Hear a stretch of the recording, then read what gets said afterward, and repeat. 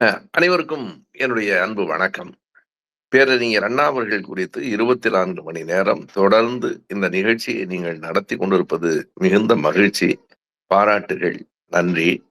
இதில் எனக்கும் ஒரு வாய்ப்பு கொடுத்திருப்பதற்காகவும் என் நன்றியை நான் தெரிவித்துக் கொள்ளுகிறேன். அறிஞர் அண்ணா அவர்களை பற்றி 15 நிமிடங்களுக்குள் பேசிவிடுவது என்பது கடினமானதுதான். ஆனாலும் எனக்கு பிற பணிகள் இருக்கிற காரணத்தால் நான் 15 நிமிடங்கள் மட்டுமே பேச இயலும் என்று சொல்லியிருக்கிறேன். எனவே அண்ணா பன்முக ஆளுமை கொண்டவர். ஏதேனும் ஒரு பகுதியில் ஒரே ஒரு இடத்தை எடுத்துக்கொண்டு இந்த 15 நிமிடங்களில் பேசலாம் என்று நான் கருதுகிறேன். அது வேறொன்றும் இல்லை. அண்ணா என்று சொன்னாலே நமக்கு எல்லோருக்கும் முதலில் நினைவுக்கு வருவது அவருடைய பேச்சாற்றல், அவருடைய மேடை பேச்சுதான். எனவே அண்ணாவின் மொழித்திறன் என்னும் தலைப்பில் உங்களோடு நான் கலந்து கொள்ளலாம் என்று கருதுகிறேன். அந்த அடிப்படையில் அண்ணாவின் மொழித்திறன், அண்ணாவின் பேச்சாற்றல் நாம் எல்லோரும் அறிந்ததுதான் என்றாலும், அது குறிப்பாக எப்போது, எப்படி அவர் வெற்றி பெற்றார்? அவருடைய பேச்சுக்கு இணையாக யார் ஒருவரையும் சொல்ல இயலாது என்கிற அளவுக்கு அறிஞர் அண்ணா அவர்களினுடைய பேச்சு எப்படி எழுச்சி மிக்கதாக, கருத்து குவியலாக, கேட்போரை ஈர்ப்பதாக அமைந்தது. அதற்கு அவர் வகுத்துக் கொண்டிருக்கிற நெறிமுறைகள் என்ன என்பது குறித்து நாம் பேசலாம். அதனை அறிஞர் அண்ணா அவர்களே 2வது உலகத்தமிழ் மாநாட்டில் பேசுகிற போது ஒன்றை சொல்லுவார். பேச்சு என்றால் அதற்கு அடிப்படையாக 3 இலக்கணங்கள் வேண்டும். அதனை 3 சொற்களால் அண்ணா சொல்லுவார். அதனை இன்றைக்கு நான் உட்பட மேடையிலே பேசுகிற எல்லோரும் கவனத்தில் வைத்துக் கொள்ள வேண்டும் என்பதற்காக அந்த அண்ணாவின் கருத்தை இந்த இடத்திலே நான் பதிவு செய்கிறேன். அண்ணா 3 சொற்களை குறிப்பிடுவார். தெளிவு, துணிவு, கனிவு என்று 3 சொற்களை அண்ணா குறிப்பிடுவார். எந்த ஒரு பேச்சாளனுக்கும், இது எழுத்தாளர், சிந்தனையாளர் எல்லோருக்கும் இருக்க வேண்டிய பண்புதான். ஆனால் மேடை பேச்சாளனுக்கு பேசுகிற போது அந்த துணிவு தேவைப்படும். எழுத்தில் கூட பிழையாக எழுதினாலும் திருத்திக் கொள்ள முடியும். ஆனால் மேடை பேச்சில் ஒரு சொல்லை தவறாக பேசிவிட்டால் அதனை திரும்ப பெறுவது அத்தனை எளிதன்று. எனவே தெளிவு, துணிவு, கனிவு இந்த 3 சொற்களை நாம் குறித்துக் கொள்ளலாம். இவை ஒரு பேச்சாளனுக்கு மிக மிக அடிப்படையான தேவை என்று அறிஞர் அண்ணா சொல்லுவார். எந்த ஒரு பொருள் பற்றி பேசும்போதும் அதில் நமக்கு ஒரு தெளிவு இருக்க வேண்டும். அதை பற்றிய கூடுதலான செய்திகள் நம்மிடம் இருக்க வேண்டும். செய்தியே இல்லாமல் பேசுவது, உள்ளீடு இல்லாமல் ஒன்றை உருவாக்குவது போல, உள்ளீடு இல்லாத மரம் ஒரு நாளும் நிலைத்து நிற்காது. எனவே தெளிவு என்பது பேசுகிற பொருள் பற்றிய விவரங்களை அறிந்திருத்தல், உள்வாங்குதல், அதனை ஆராய்தல், அதற்கு பிறகு அது குறித்து பேசுதல் என்பதுதான் தெளிவு. துணிவு என்பது சில நேரங்களில் சில உண்மைகளை நாம் எளிதில் பேசிவிட முடியாது. மக்கள் மிகப்பெரிய மூட நம்பிக்கைகளில் மூழ்கி கிடப்பார்கள். இன்றைக்கு கூட நான் பார்க்கிறேன், சுற்றுமுற்றும் எங்கே பார்த்தாலும் அந்த புரோகிதர்களின் மந்திர ஒலி கேட்டுக் கொண்டிருக்கிறது. ஏன், என்ன காரணம்? இன்றைக்கு அக்கம் பக்கத்து வீடுகளில் எல்லாம் இப்படி ஒரு ஒலி கேட்கிறதே என்ற போதுதான் என் துணைவியார் சொன்னார், இன்றைக்கு ஏதோ ஒரு மகாலய அமாவாசை, பெற்றவர்களுக்கு திவசம் கொடுப்பதென்று. பெற்றவர்கள் வாழ்கிற போது அவர்களை அன்போடும் நேசத்தோடும் நடத்தாதவர்கள் கூட இறந்து போன பிறகு திவசம் கொடுப்பதில் கவனமாக இருக்கிறார்கள். அதுவும் மகாலய அமாவாசை என்று சொன்னால், அப்போது நீங்கள் இதனை பின்பற்றவில்லை என்றால் உங்களினுடைய பெற்றோர்களால், உங்களுடைய மூத்தோர்களால் உங்களுக்கு துயரம் வந்து சேர்ந்துவிடும் என்று சொல்லப்பட்டிருப்பதை நம்பித்தான் அதனை செய்கிறார்கள். பெற்றோர்களிடம் இருக்கிற பற்றுதல் காரணமா என்று கூட என்னால் சொல்ல முடியவில்லை. எனவே சில கருத்துக்களை மக்களிடம் நாம் சொல்லிவிட முடியாது. அதில் ஊறி கிடக்கிற ஒரு சமூகமாகத்தான் இன்றைக்கும் நாம் இருக்கிறோம். அறிவியல், தொழில்நுட்ப வளர்ச்சி எல்லாவற்றையும் தாண்டி இன்றைக்கு மூட நம்பிக்கைகள் ஆழமாக வேர் விதைத்திருக்கின்றன என்பதை யாரும் மறுக்க முடியாது. இது ஒரு விந்தையான ஒரு முரண். அறிவியல் வளர்ந்தால் அறியாமை ஒழிய வேண்டும். இங்கே அறிவியலும் வளர்கிறது, அறியாமையும் நிலைத்து நிற்கிறது. எந்த அறிவியலும் அறியாமையை ஒழித்து கட்ட முடியாததாக நிற்கிறது என்பது ஒரு விந்தையான முரண். எனவே இந்த சமூகத்தில் சில கருத்துக்களை சொல்லுவதற்கு ஒரு துணிவு வேண்டும். அதற்கு பிறகு அந்த துணிவு இருந்தாலும் கூட சொல்லுகிற நேரத்தில் கேட்கிறவனை காயப்படுத்தாமல் சொல்லுகிற ஒரு கனிவு வேண்டும் என்று அறிஞர் அண்ணா அவர்கள் சொன்னார். ஒரு கருத்தையே நாம் சொல்லுகிற விதத்தில் அவனுக்கு சென்று சேர்த்து விட முடியும். நான் வேடிக்கையாக சொல்வதுண்டு, ஒருவனை பார்த்து நீ முட்டாளாக இருக்கிறாயே என்று சொன்னால் அவன் சினம் கொள்ளுகிறான். என்னை பார்த்து எப்படி முட்டாள் என்று சொல்லலாம் என்று கேட்கிறான். அந்த கேள்வி சரிதான். யார் ஒருவரையும் நாம் அப்படி சொல்லிவிடக் கூடாது. எண்ணி பாருங்கள், அதையே நீங்கள் எல்லோரும் அறிவாளிகளாக வேண்டும் என்று சொன்னால் மகிழ்ச்சியாக கேட்டுக்கொள்ளுகிறார்கள். நீங்கள் எல்லோரும் அறிவாளிகளாக வேண்டும் என்றால் என்ன பொருள்? இப்போது முட்டாள்களாக இருக்கிறீர்கள் என்பதுதான் பொருள்.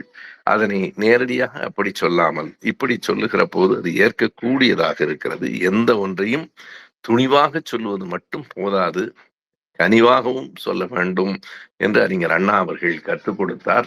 அவருடைய பேச்சு சொற்பொழிவுகளில் பல நேரங்களில் இந்த கனிவும் இருக்கும், மிக அழுத்தமான ஒரு தர்க்கம் இருக்கும். அவர் திமுக கழகத்திற்கு, ஐயா பெரியார் இடத்திற்கு வருவதற்கு முன்பே அவர் ஒரு சுயேட்சையாக 1930களிலேயே தேர்தலில் போட்டியிட்டவர் என்பதை நாம் அறிவோம்.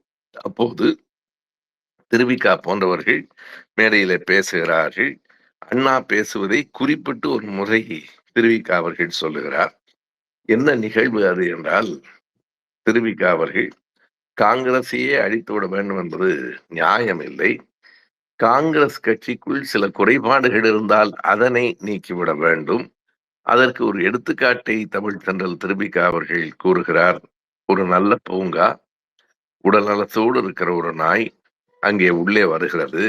சட்டென்று திடீரென காரணம் தெரியவில்லை, சுருண்டு விழுந்து இறந்து போய் விடுகிறது என்றால் அந்த நாயைத்தான் பூங்காவிலிருந்து அப்புறப்படுத்த வேண்டுமே தவிர பூங்காவையே அடித்து விட வேண்டும் என்று சொல்லுவது சரியில்லை என்று திருவிக அவர்கள் பேசுகிறார். அதற்கு அடுத்த நாள் ஒரு கூட்டத்தில் பேசுகிற போது அறிஞர் அண்ணா அவர்கள் இதற்கு பதில் சொல்லுகிறார். அப்போதெல்லாம் அண்ணாதுரை என்கிற இளைஞன். அவர் என்ன பதில் சொல்லுகிறார் என்றால், திருவிக அவர்களினுடைய பேச்சை சுட்டிக்காட்டி, ஒரு நாய் ஒரு பூங்காவிற்குள் வருகிறது, நல்ல உடல்நலத்தோடு இருக்கிற நாய், திடீரென்று சுருண்டு விழுந்து இறந்து போகிறது என்றால் நம்ப முடிகிறதா நம்மால்? அப்படி நலத்தோடு இருக்கிற ஒரு நாய் திடீரென்று இறந்து போகிறது என்றால், பூங்காவிற்கு வருவதற்கு முன்பு வரையிலே நன்றாக இருந்த அந்த விலங்கு பூங்காவிற்குள் வந்த பிறகு உடனே இறந்து விடுகிறது என்றால் அந்த பூங்காவில் நச்சு செடிகள் ஏதோ இருக்கின்றன என்று பொருள். எனவே பூங்காவையே சீரமைக்க வேண்டும் என்பதுதான் சரி, நாயை மட்டும் அகற்றினால் போதாது என்று அண்ணா அவர்கள் சொன்னதை கேட்டு திருவிக அவர்களே வியந்தார்களாம். யார் இந்த பையன், புத்திசாலித்தனமாக பேசுகிறானே என்று. பிறகு திருவிகாவே சொன்னார், இதுவரை தமிழ்நாட்டில் மேடை சொற்பொழிவு என்றால் திருவிகாவின் நடை என்று ஒரு நடை சொல்லப்படும். வருங்காலத்தில் அது அண்ணாதுரை நடை என்று ஆகிவிடும் என்று கருதுகிறேன் என்று குறிப்பிட்டிருக்கிறார். அது அவருடைய பெருந்தன்மையையும் காட்டுகிறது. எனவே அறிஞர் அண்ணா அவர்களைப் போல அத்தனை தெளிவாக, அத்தனை துணிவாக, அவ்வளவு கனிவாக எல்லோராலும் பேசிவிட முடியாது. எந்த ஒன்றையும் சொல்லுகிற போது கனிவாக சொல்வது மட்டுமல்ல, அழகுபட சொல்லுங்கள் என்றும் அறிஞர் அண்ணா அவர்கள் கற்றுக் கொடுத்திருக்கிறார்கள். நான் அடுக்குமொழி சொற்களால் மக்களை ஏமாற்றி விடுகிறேன் என்று கூறுகிறார்கள். நான் என்ன ஏமாற்றுகிறேன்? நீங்கள் சொல்லுகிற அதே கருத்தை அழகான தமிழில் நான் சொல்லுகிறேன், அவ்வளவுதான் என்று சொல்லிவிட்டு அதற்கு அண்ணா அவர்கள் ஒரு எடுத்துக்காட்டையும் சொன்னார்.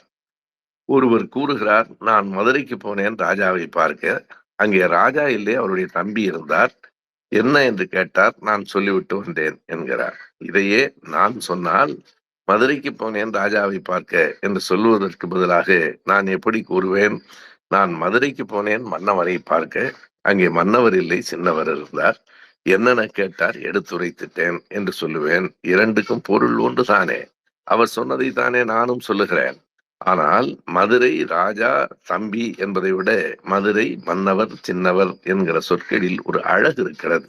இது எந்த உண்மையையும் மறைத்து விடவும் இல்லை, திரித்து விடவும் இல்லை, சொல்வதை அழகாக சொல்லுகிறேன், அவ்வளவுதான் என்று அண்ணா சொன்னார். இது உண்மைதான். அதனால்தான் அன்றைக்கு அறிஞர் அண்ணா அவர்களுக்கு அடுக்குமொழி அண்ணாதுரை என்றே பெயர் உண்டு. எங்களினுடைய இளமை காலத்தில எல்லாம் அவரை அடுக்குமொழி அண்ணாதுரை என்பார்கள். பிறகு அவர் அண்ணாதுரை, பிறகு அறிஞர் அண்ணா, பேரறிஞர் அண்ணா என்று இன்றைக்கும் அழைக்கப்படுகிறார்.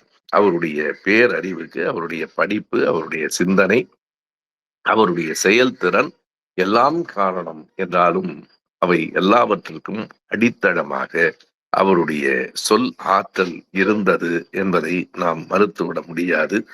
கேட்டார் பிணிக்கும் தகையவாய் கேளாரும் வேட்ப முடிகிற ஆற்றல் உடையவராக அறிஞர் அண்ணா இருந்தார். அவருடைய வெற்றிக்கு அவருடைய சொல்லாற்றலும் மிகப்பெரிய காரணம் என்பதை வரலாறு சொல்லும். எனவே அறிஞர் அண்ணாவிடமிருந்து நாம் கற்றுக்கொள்வதற்கு 1000 செய்திகள் இருக்கின்றன.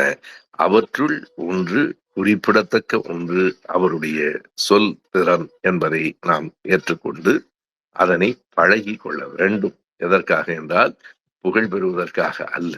நம் கொள்கைகளை, கருத்துக்களை, நம் எண்ணங்களை மக்களிடம் கொண்டு போய் சேர்ப்பதற்காக. எப்போதும் நாம் என்ன சொல்லுகிறோம் என்பது எவ்வளவு முதன்மையானதோ அதே அளவிற்கு அதை நாம் எப்படி சொல்லுகிறோம் என்பதும் முதன்மையானது. நாம் சொல்லுகிற அந்த விதத்தை பொறுத்து தான் அது மக்களை சென்றடையும். எதிரிலே இருக்கிறவர்கள் யார், அவர்கள் எந்த அளவுக்கு செய்திகளை பெற்றுக்கொள்ள கூடியவர்கள் என்பதை நாம் உணர வேண்டும். பேச்சு என்பது அரங்கத்தை பொறுத்து மாறும். கருத்தரங்கத்தில் பேசுவது வேறு, ஆய்வரங்கங்களில் பேசுவது வேறு, பொதுக்கூட்டங்களில் பேசுவது வேறு.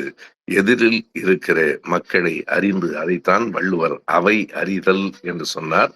அப்படி அறிந்து பேசுகிற ஆற்றல், தடையின்றி பேசுகிற திறன், இருக்கிற செய்திகளில் குழப்பமில்லாமல் கூறிவிடுகிற அந்த பெருமிதம், அதனை எடுத்து சொல்லுகிற போது நமக்கு இருக்க வேண்டிய துணிவு, அந்த துணிவோடு கலந்திருக்க வேண்டிய கனிவு, இவைதான் அறிஞர் அண்ணா அவர்களுடைய சொல்லாற்றல். அவருடைய சொல் ஆற்றலை பற்றி, பேச்சு திறனை பற்றி இன்னும் இன்னும் எவ்வளவோ பேசலாம், எழுதலாம். இந்த குறுகிய நேரத்தில் அவருடைய அந்த சொல் ஆற்றலை பற்றி சுருக்கமாக சில செய்திகளை உங்களோடு பகிர்ந்து கொண்டேன். கேட்ட நண்பர்கள் அனைவருக்கும் என் அன்பு வணக்கம்.